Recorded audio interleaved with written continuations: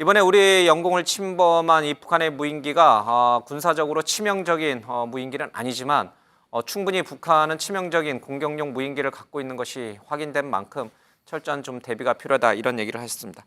오늘 윤석열 대통령도 국무회에서 이와 비슷한 얘기를 좀 했고요. 군 합참에서는 조금 전에 브리핑을 통해서 국민에게 유감, 사과의 뜻을 표함과 동시에 관련된 이 훈련 또 여러 가지 예산 또 방위 체계를 갖추겠다라고 약속을 했습니다. 군 당국의 설명 그리고 윤석열 대통령 얘기 들어보겠습니다. 지난 2017년부터 전혀 이런 UAV 드론에 대한 대응 노력과 이런 훈련 또 전력 구축이 제대로 되지 않고 훈련은 아주 전무했다고 하는 것을 보면 참 이런 북한의 선의와 군사 합의에만 의존한 대북 정책이 얼마나 위험한 것인지 우리 국민들께서 잘 보셨을 거라고 생각합니다. 저희는 북한의 주요 군사 시설을 감시 정찰할 드론 부대 창설을 계획하고 있었습니다만은 어제 그 사건을 계기로 해서 드론 부대 설치를 최대한 앞당기겠습니다. 3m 이하의 무인기는 이제 탐지나 식별이 상당히 제한되는 상태입니다. 그래서 어제의 그 상황으로 탐지와 식별을 계속 반복했던 상황이 있었습니다. 용산 상공을 비행한 환경은 없었습니다.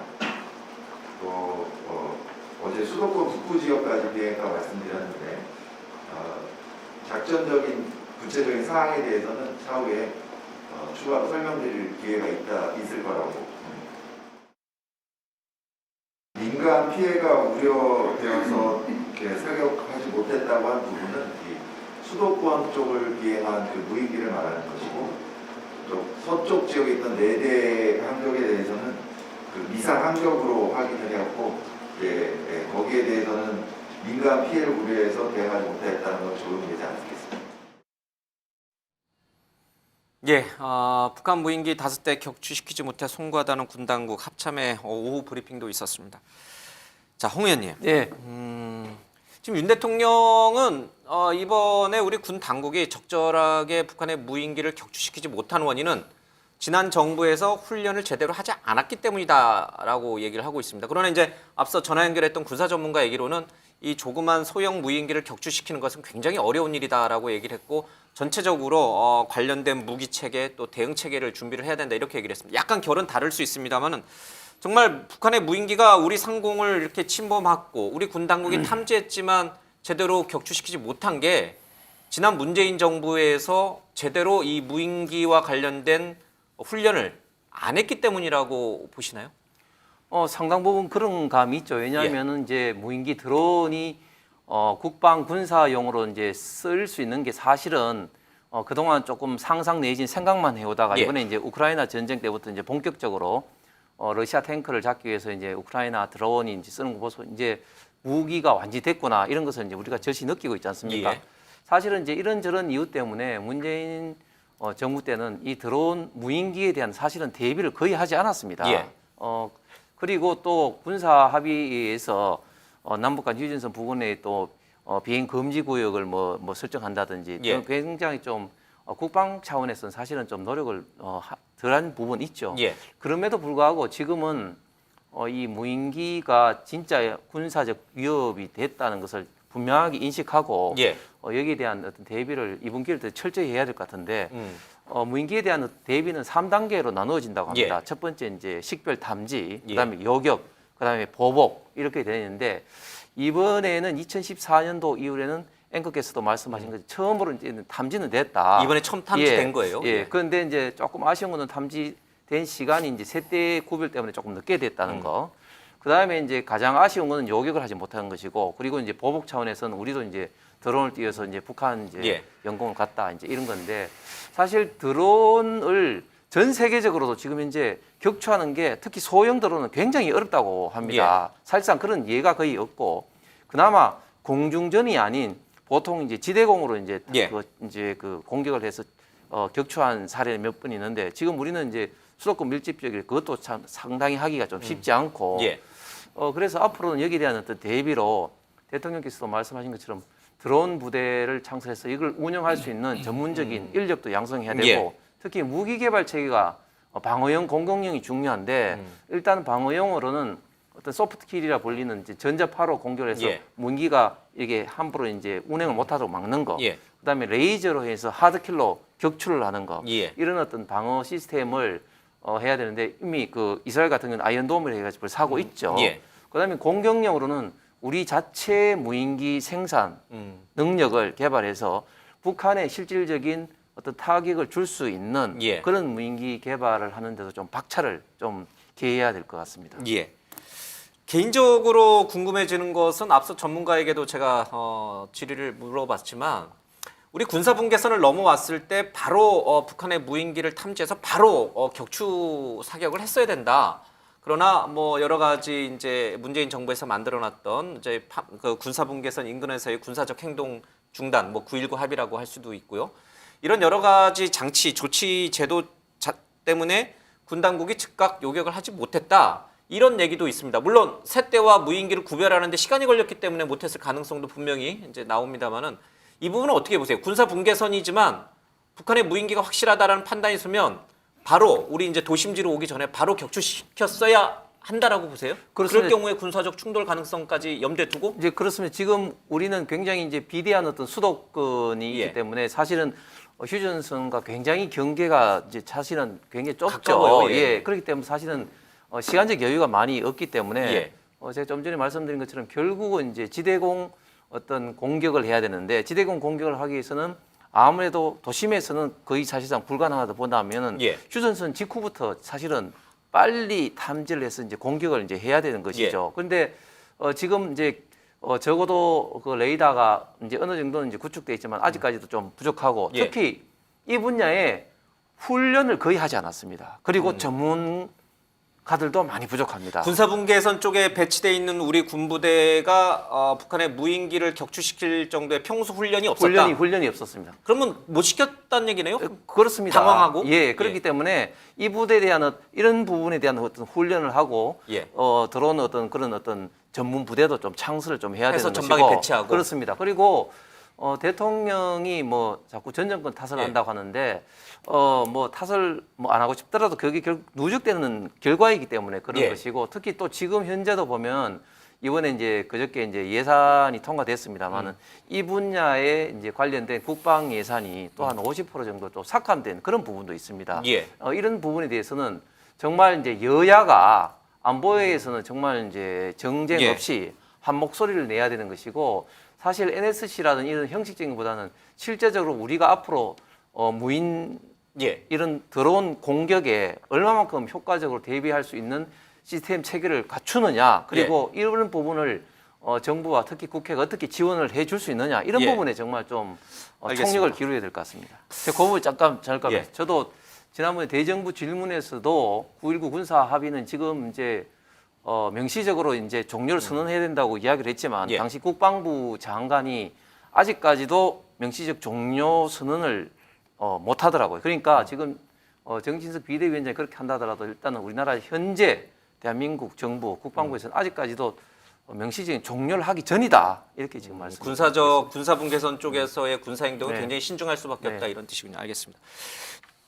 네, 애초 이재명 대표의 검찰 소환일이 내일이었습니다. 그런데 어제 이재명 대표가 기자회견을 통해 내일은 어렵다. 그러나 검찰에는 나가겠다라는 입장을 밝혔죠. 한동훈 법무부 장관은 잡혀 찍기와 관련된 민주당의 여러 가지 정치적 공세에 대해서 매우 불쾌하다는 발언까지 보였습니다.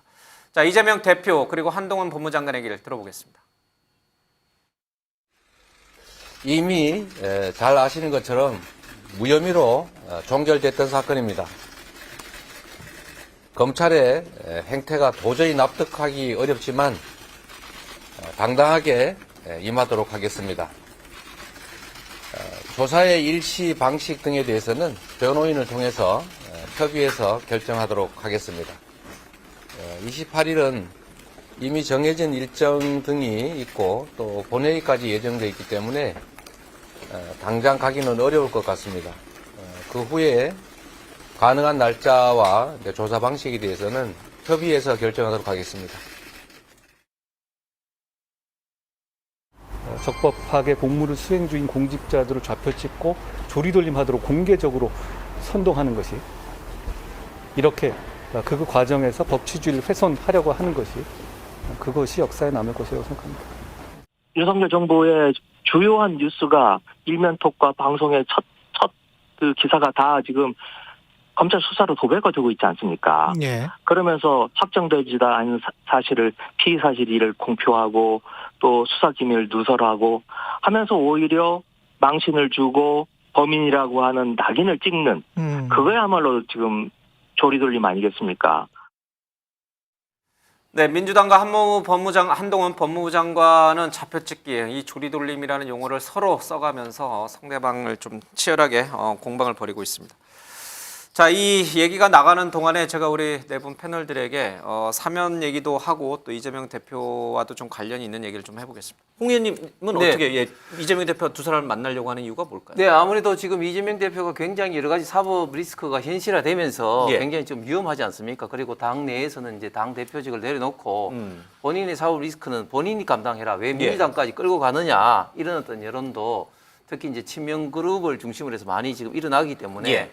아무래도 아직까지도 친명의 핵심적인 역할을 하고 있는 예. 우리 김경수 지사 특히 또 문재인 대통령을 만나서 예. 일단 당이 좀 나를 내치지 말고 예. 좀 단일 대우로 좀 막아달라 예. 내지는 뭐 그런 어떤 그 구애를 하기 위해서 예. 뭐 김경수 지사를 그리고 문재인 대통령을 좀 만나는 게 절실할 것 같습니다. 예. 근데 국민의힘은 논평을 그렇게 했지 않습니까? 지금 이재명 대표에게 필요한 거는 문심이 아니라 양심이다. 검찰에 나가서 양심껏 수사받아라. 이렇게 얘기를 하면서 문 전 대통령이나 이 친문계 도움을 구한다고 해서 그게 동아줄은 아니다. 네. 썩은 뭐라고 해야 되죠? 예. 뭐 의미 없는 그런 것이다. 이렇게 논평을 혹 했는데 홍 의원님은 그래도 문재인 대통령이나 김경수 지사가 동아줄 정도는 될 거라고 보세요? 이재명 대표 입장에서 이제 동아줄이라는 거죠. 뭐 이재명 근데 대표 어떻게 입장에서. 보세요, 홍 의원님은? 그게 동아줄입니까? 저는 뭐 절대 지금 어차피 지금 이제 드러난 어떤 증거라든지 여러 가지 어떤 뭐 정인이라든지 예. 이것들이 너무 명백하기 때문에 어떤 좀 시간적인 어떤 문제일 뿐이고 저는 오히려 민주당조차도 너무 지금 이재명 대표를 보호하다 보면은 좀 여러 가지 좀 위험한 어떤 그런 예. 어떤 상황에 빠지다는 것 문 전 대통령 그리고 김경수 전 지사도 이재명 대표를 구해줄 수는 없다. 그렇습니다. 예. 이경 더불어민주당 상근 부대변인이 오늘 페이스북에 이런 글을 썼습니다. 박근혜 정부 시절에 부패범죄특별수사단 19명의 검사의 사진과 이름이 실렸다. 그 가운데는 한동훈 장관도 있었습니다. 당시에 이 팀장이었습니다. 그때는 좋아라 하시면서 왜 지금 민주당 의원들이 이 수사 검사들의 얼굴과 사진을 공개한 것을 좌표찍기를 하느냐 이렇게 비판하면서 웃기고 계시다 이런 표현까지 좀 썼습니다. 정말 이재명 전 대표의 제3자 뇌물 공여죄는 빼박인가, 피해갈 수 없는 범죄 혐의인가? 박근혜 전 대통령 때에 있었던 이른바 이 미르 K스포츠 재단의 이 제3자 뇌물 공여죄보다 더하다 이런 얘기도 일부에서 나오긴 합니다만은 자 지금 저 비교를 해놨죠. 국정농단 사건과 이번 성남 FC 후원금 사건. 최서원이 미르재단 설립 시에 대기업에 출연금 내게 한 롯데그룹입니다.